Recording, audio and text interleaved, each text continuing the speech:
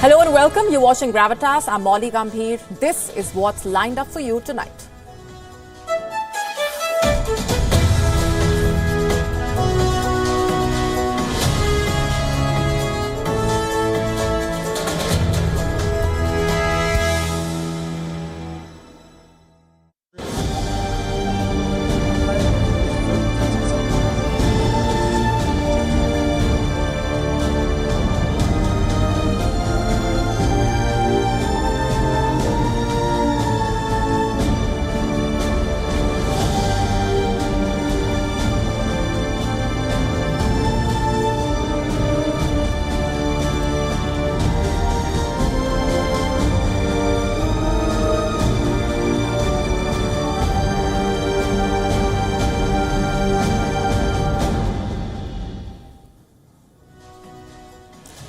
Our cover story tonight is about China and COVID-19. We are not talking about China's zero COVID strategy and how it has backfired. Tonight, we focus on how US diplomats were harassed in China. They were made to stay in quarantine facilities with no soap, towels or water.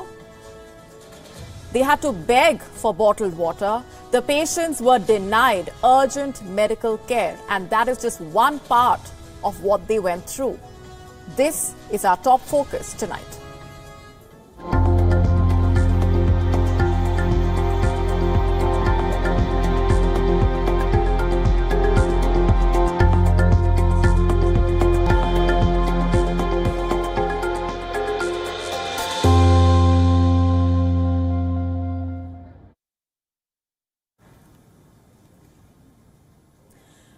Almost 3 years ago, the COVID-19 pandemic disrupted our lives, but for the diplomats of one country in China, the pandemic was a nightmare.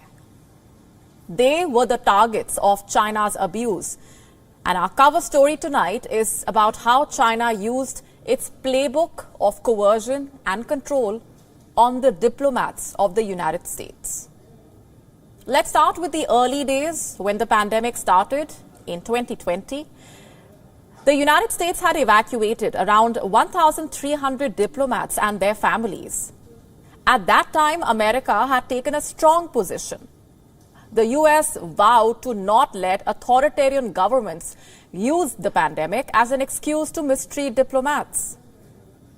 But in the months that followed, the US made compromises. It put American diplomats and their families in harm's way. An American newspaper has published shocking details. Nearly every US diplomat who arrived in China after fall in 2020 was at risk. And going by this report, 16 individuals were imprisoned. That's the number according to the US State Department. But US congressional aides have privately admitted that the numbers are much higher. And going by their records, some 30 individuals were imprisoned and they spent weeks in locked rooms and often in squalid conditions. Arriving diplomats had to undergo multiple medical tests and were forced to quarantine for months. Families were separated. They were also monitored by China's health app. The US State Department was in the know. They knew the kind of treatment that American diplomats were being given in China. Now, let me be clear here. Not everyone was mistreated, but several diplomats had horror stories to share. In January this year, the acting chief of the US mission in China received a memo. It was 97 pages long. Let's tell you what they said. Diplomats on arrival were sent to one of the 2 hotels dedicated for quarantine. The American diplomats suspected these hotels were government-run. What happened once they went to these hotels? Adults and children older than 14 were required to remain alone in their rooms. In fact, in one of the instances, a teenager suffered mental health problems. And we have some details about the living conditions as well. Both of these quarantine hotels were unhealthy The rooms were not cleaned for months. The Americans living there suspected the Chinese were collecting their DNAs. They had doubts about the COVID-19 tests as well. Families who tested negative on arrival suddenly tested positive later in quarantine. China sent these people to fever clinics. What are they? A whistleblower complaint describes them in great detail. They have small and dirty rooms for people to stay during quarantine. Some of them are located in converted shipping containers. Doors are locked. Windows are barred. And people who have stayed there honestly went through hell. The people in quarantine got no soap, toilet paper, towels, laundry service, not even potable water. There was no TV. At some locations, there was no Wi-Fi. Even children had to suffer. They were tested for COVID-19 using adult-sized nasal swabs. In some cases, this caused nosebleeds. Many had to be forcibly restrained for repeated nose swabs. One family of 5 stayed in a fever clinic for over 60 days. While they were there, they had to undergo more than 150 throat, nose, and blood tests. Can you believe that? All these revelations were again reported back to the US State Department. They received internal memos, emails, and cables. Clearly, American diplomats were unable to stop the abuse. So the whistleblowers are now approaching the lawmakers. And that is how all this information is seeing the light of the day.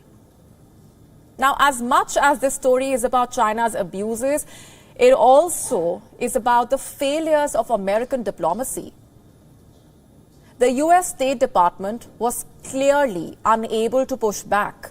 And in the end, the US diplomats and their families paid a heavy price. And American diplomacy seems to be failing on another front, dealing with Russia. The war in Ukraine is intensifying. Russia has raised the specter of a dirty bomb. Russian President Vladimir Putin witnessed nuclear drills. They happen every year, but this was Russia's first nuclear drill since the invasion of Ukraine. What happened during these drills? Moscow gave this explanation.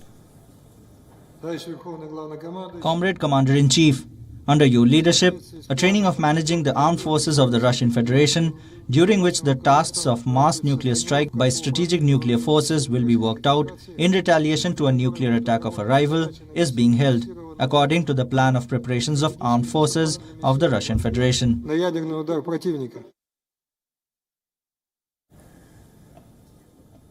The nuclear rhetoric from Russia has only intensified.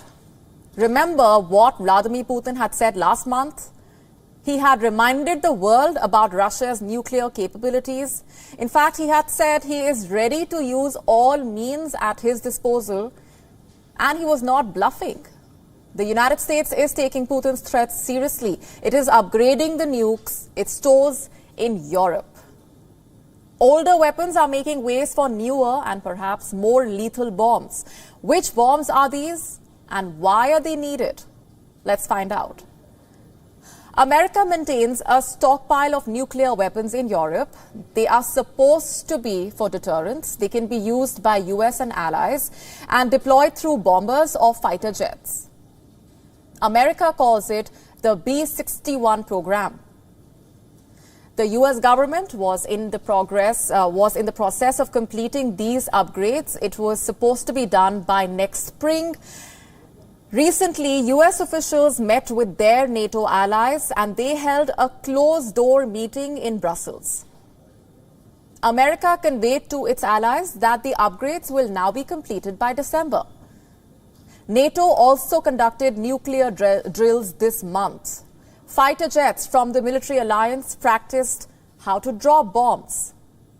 So stockpiles are being upgraded and both sides are conducting nuclear drills.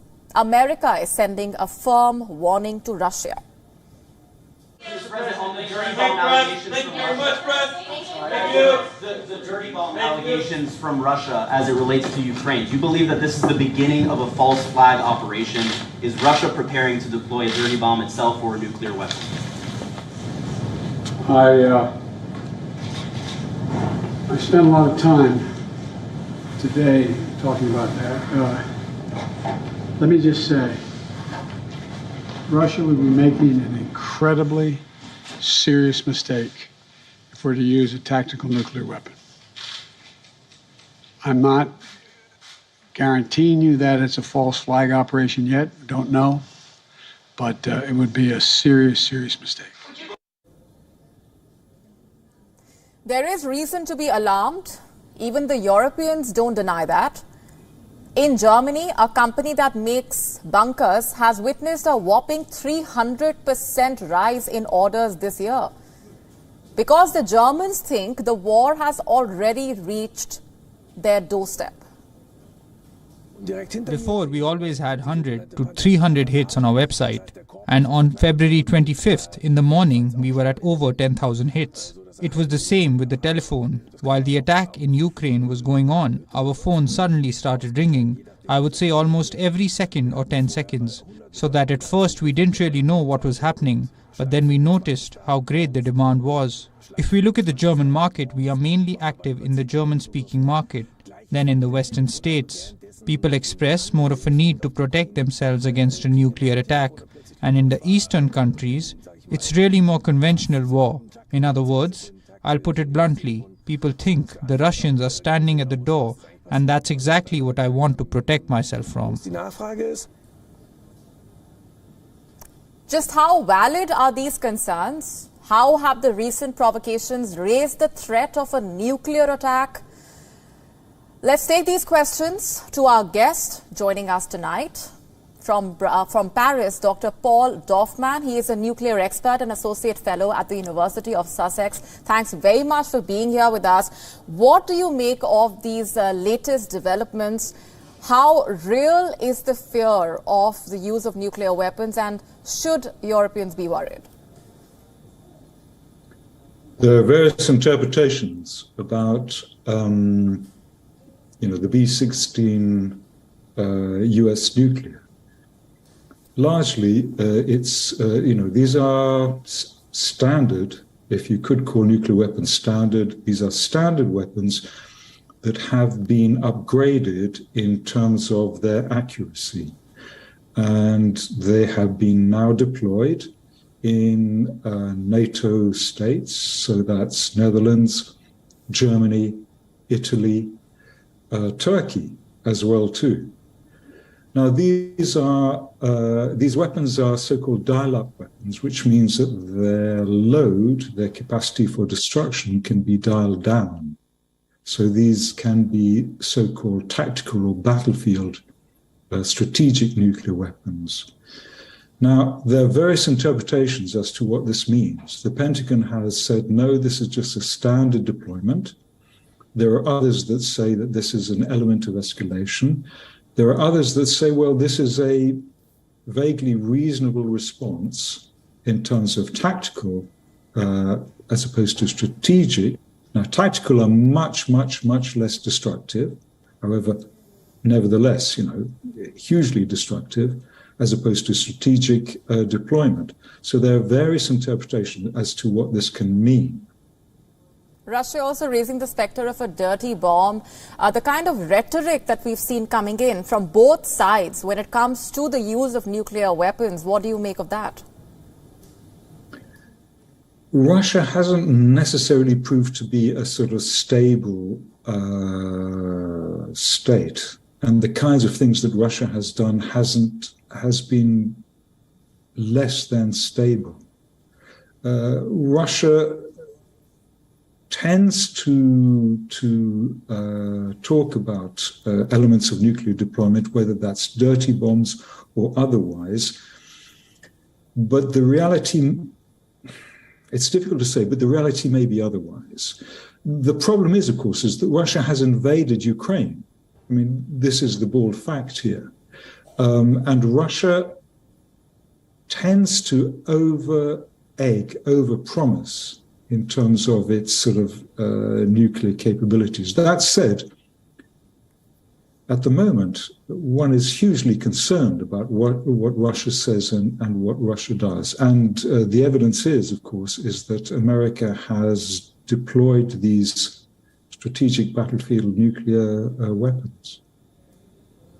You say that there is reason to not be clear about what Russia is doing or saying at this point. But what about the U.S. and its strategy, also given the latest developments of it speeding up its plans when it comes to these almost gunfight standoffs, happen in terms of sort of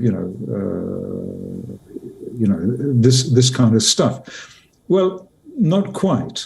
Actually, because there are still adults on the table thinking through what are the consequences of these potentially catastrophic moves. And if one's thinking about what Russia may lose here, given China is Russia's key ally, both politically, economically, and militarily, and China has a key no first use doctrine, if there's any move for Russia to move towards any kind of first use, then it loses China as a diplomatic friend. Now, this potentially is the reason why Russia has started to discuss this use of a so-called dirty bomb.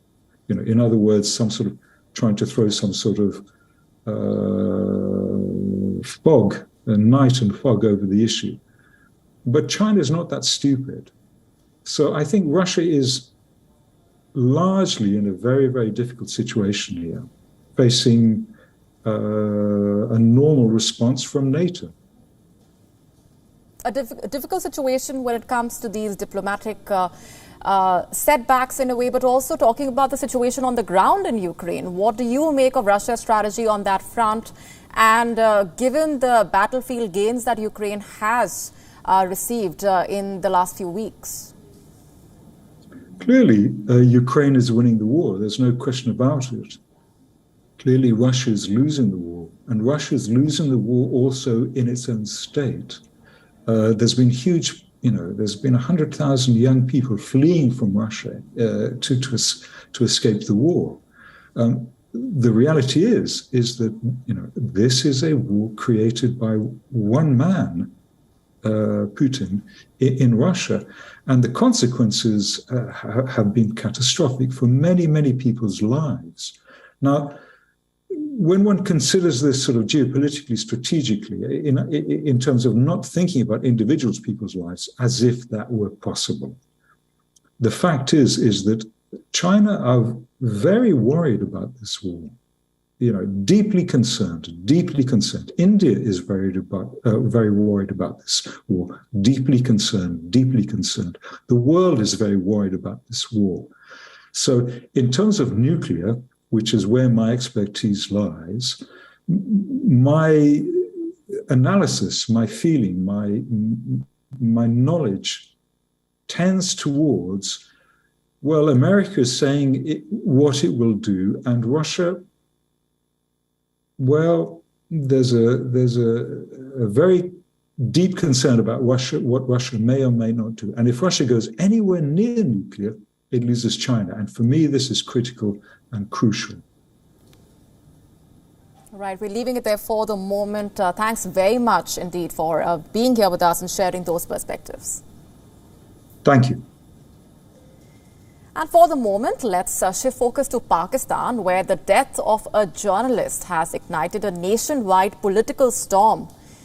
Questions of all sorts are being raised around the circumstances of the death. Accusations of all sorts are being made against Pakistani lawmakers and the army.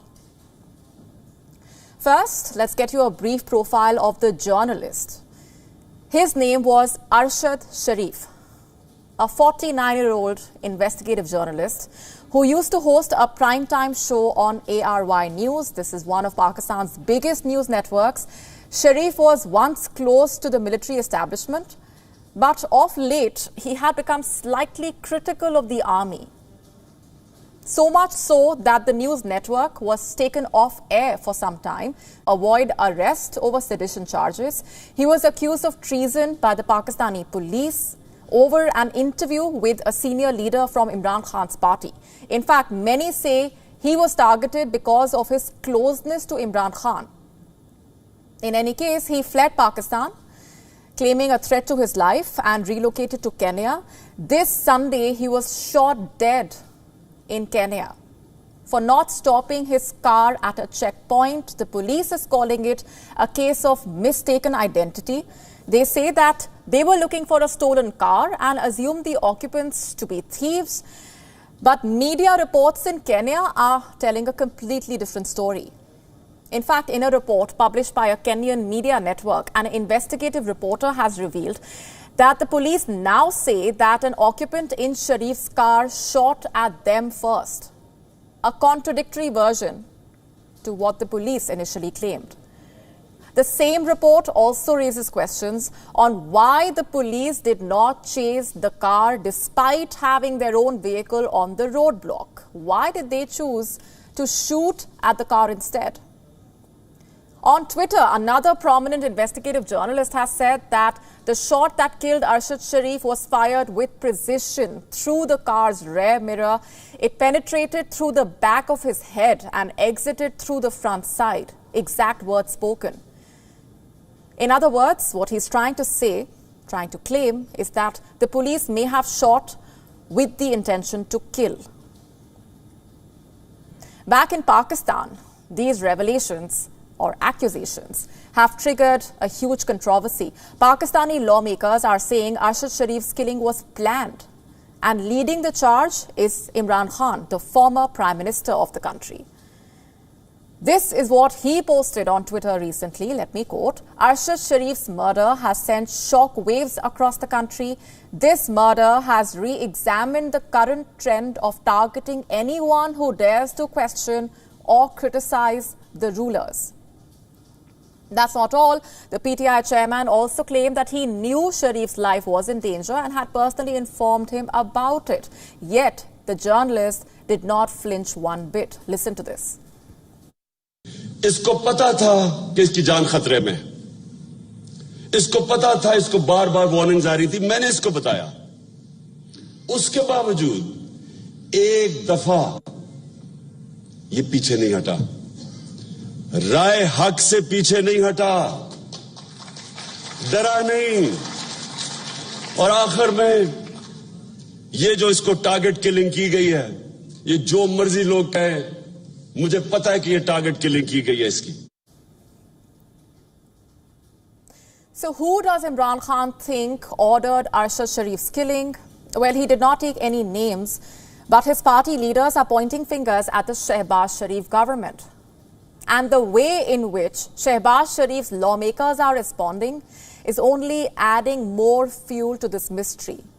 For instance, take this response by Maryam Nawaz, the vice president of the ruling PMLN party. On Tuesday, she retweeted a post which claimed that Sharif had once mocked the death of PMLN Supremo Nawaz Sharif's mother. Maryam Nawaz called it, and I'm quoting, "a lesson for mankind that we must all imbibe." Her post has infuriated many in Pakistan, and this includes Javeria Siddiqui, Arshad Sharif's widow. She has slammed Maryam Nawaz for her wild tweet against her husband, asking her to have some shame in the name of God. PTI leaders are also being unsparing in their rebuke. They say such statements reveal Maryam Nawaz's mentality. They say the Shehbaz Sharif government has blood on its hands. The Pakistani Prime Minister has been quick to control the damage. On Tuesday, he ordered a judicial probe into the journalist's killing and has also raised the matter with a High Court judge.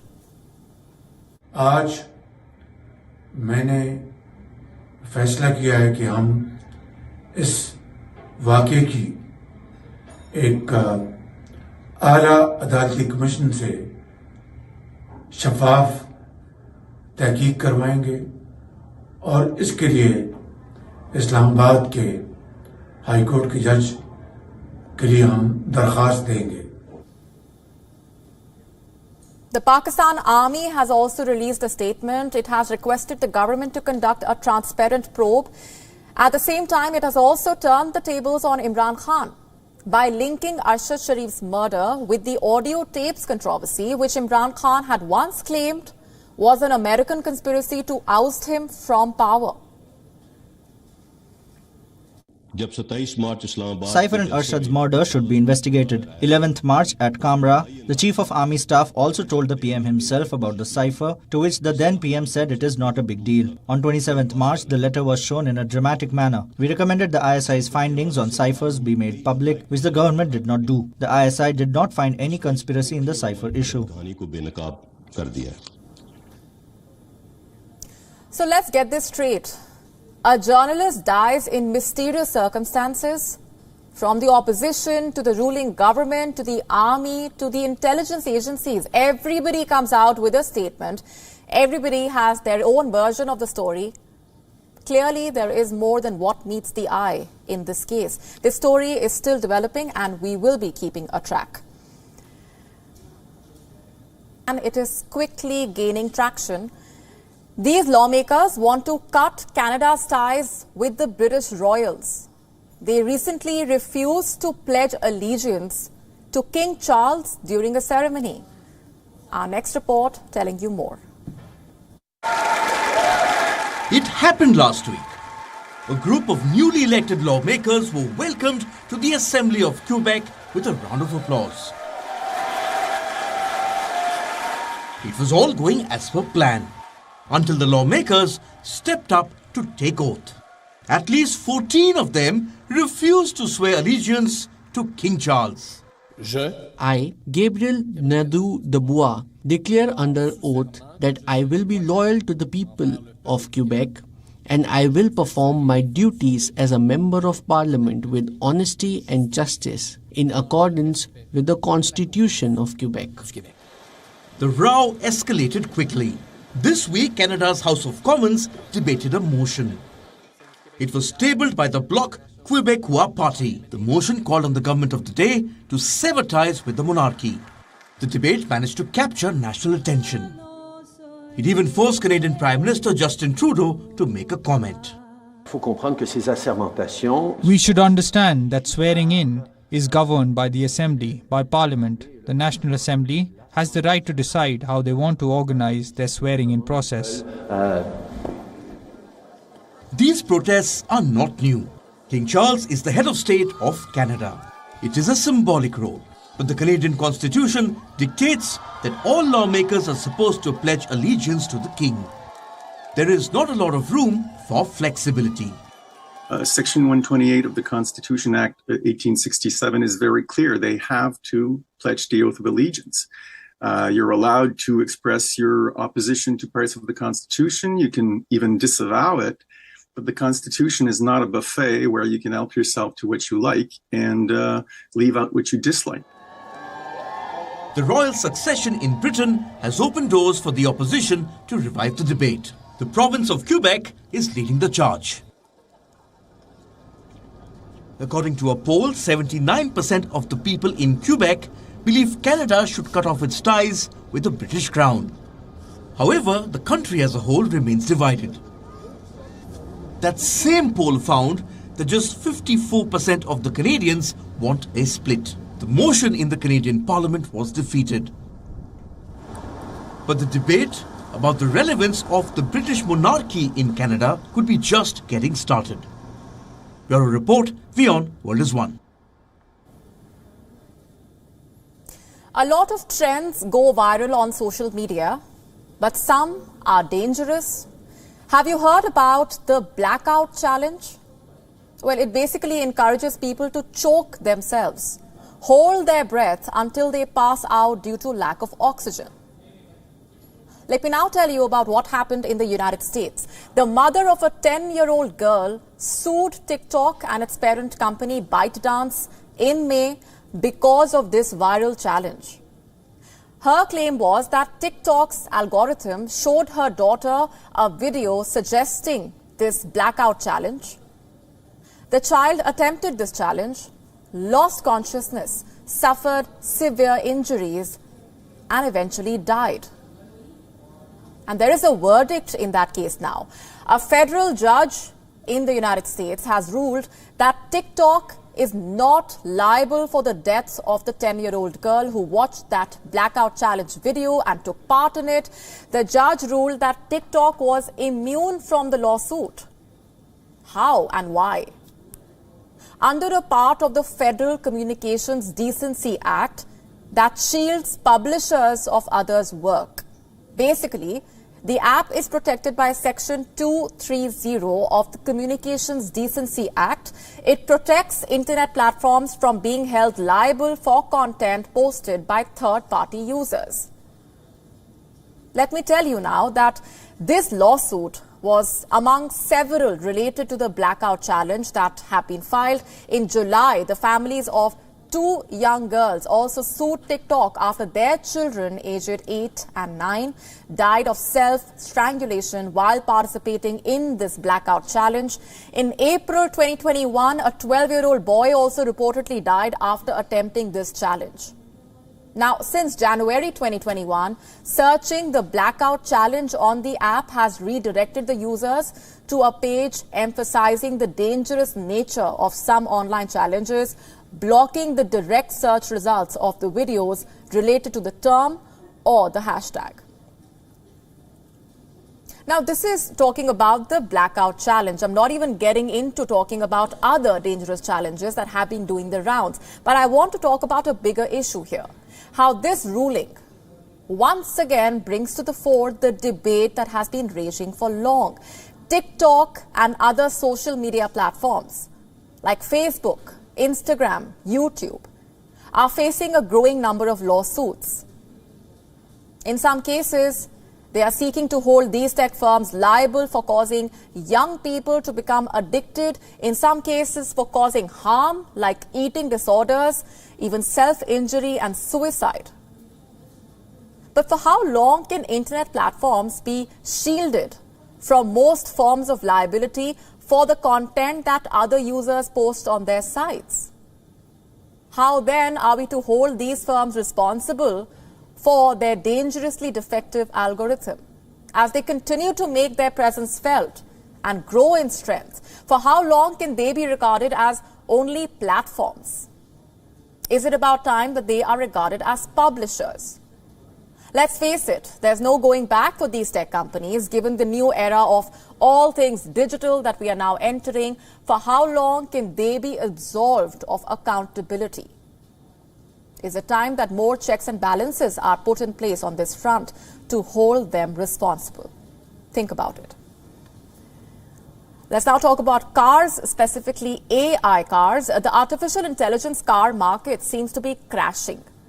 Ford and Volkswagen are disbanding their Argo AI unit.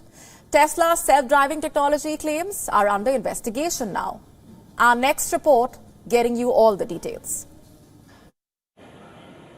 AI cars, vehicles that can take you around with the help of artificial intelligence.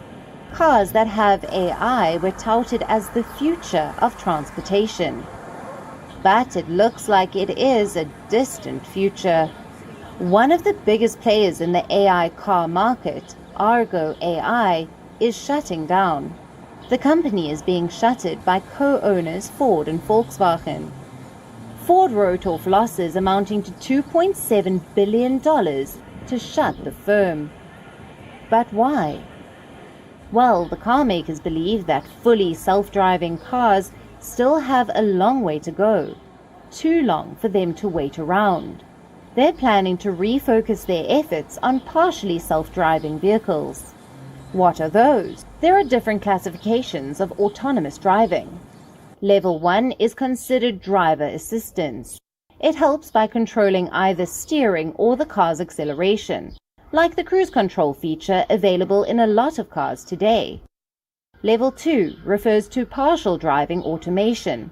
The cars can control both steering and acceleration, but a human needs to sit at the wheel to take control when required.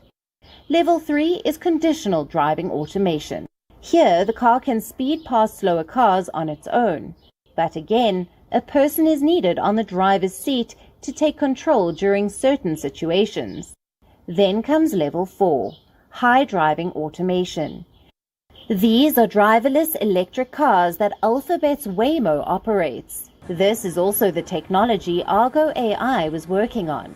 But besides the technology needed to make these fully functional, level 4 autonomous cars need other things too. First is legislation that allows them to operate in all areas. Then there's the infrastructure for driverless taxis or buses. And finally, people need to be interested in them as well. Ford and Volkswagen were tired of waiting. People are shifting to lower-end cars. Fully automated cars will be expensive, but partially autonomous ones could be more affordable. Ford and Volkswagen seem to think so. Ford says the technology is years away from being profitable. Ford is diverting resources to focus on indigenously created Level 2 and Level 3 AI cars. And they could always buy Level 4 technology from another firm in the future. But other firms are facing trouble too. Tesla is under criminal investigation in the US. This is over claims that Tesla cars can drive themselves. I think they're quite confident that within 3 years, the car will be able to take you from point to point, like basically from your driveway to work without you touching anything. You could be asleep the whole time and do so very safely. That was Musk in 2015. 7 years later, and his cars are still Level 2 autonomous vehicles. Tesla warns passengers while activating autopilot that they need to be on the wheel. But in 2016, Musk had described autopilot as probably better than a human driver. So was Musk just being overly optimistic, or was it a ploy to market his vehicles? That's a part of the question the US Department of Justice is focusing on. It is looking into accidents, some fatal ones too, where Tesla's autopilot was active. It is looking into whether Tesla misled customers and regulators by making unsupported claims about the autopilot. Did the claims make drivers complacent? Did they start treating Teslas like truly driverless cars? While Tesla stares at more legal trouble, other car makers seem to be driving in reverse gear. Was one of the reasons for Ford to shut Argo AI its growing inventory? It has between 40,000 to 45,000 unfinished cars. The global chip shortage has led to the inventory buildup. The chip shortage is affecting other manufacturers too. Toyota has decided to go back to normal car keys. Instead of waiting for the chips, Toyota is now sending only one set of electronic keys to its Japanese customers. The other ones are old-fashioned mechanical ones. It just goes to show how a global crisis can send us back in time. Let's now tell you what else made news. Time for Gravitas Global Headlines.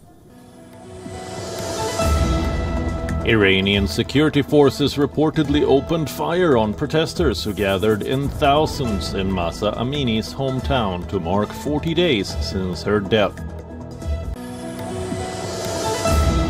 Russia says commercial satellites from United States and its allies could become legitimate targets for Moscow if they were involved in the war in Ukraine. Smartphone shipments in China fall 11% year-on-year in the third quarter as the country's slowing economy takes a toll on consumer demand. Britain's biggest trade union ballots thousands of workers in the state-run National Health Service on strike action over pay, adding to challenges faced by the new Prime Minister Rishi Sunak. Lebanon and Israel sign a maritime border agreement that would pave the way for lucrative offshore gas extraction by the neighbors, which remain technically at war. Shares to be suspended from trading on Friday at the New York Stock Exchange as Elon Musk faces October 28th deadline to close his $44 billion deal for the social media platform. Samsung Electronics appoints third-generation heir Lee Jae-yong as executive chairman, 2 months after South Korea's president pardoned him for embezzlement. Northern Ireland appears to be headed for a second election this year after UK government efforts to resolve months of political stalemate over its post-Brexit status fails to secure a breakthrough. 5-time Champions League winners Barcelona have been eliminated in the group stage for the second consecutive season. Inter Milan beat Victoria Pleasant to seal Barcelona's fate and booked their own spot in the last 16. India beat Netherlands by 56 runs at the Sydney Cricket Ground to win their second straight match at the T20 World Cup. Skipper Rohit Sharma, Virat Kohli and Surya Kumar Yadav all hit half-centuries in Sydney as India went to top of Group 2. With that, it's a wrap on this edition of Gravitas, leaving you with Gravitas images. Thanks very much for watching.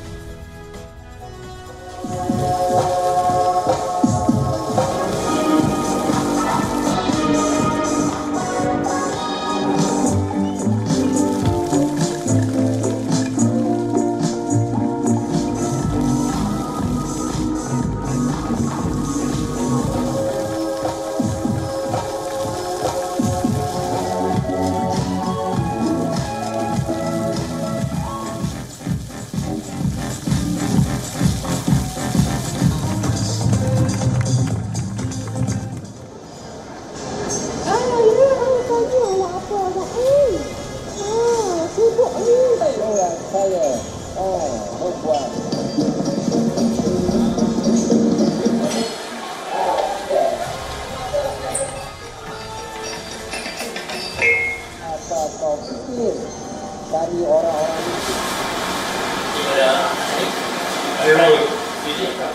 kita tak boleh tanpa yang luar Malaysia.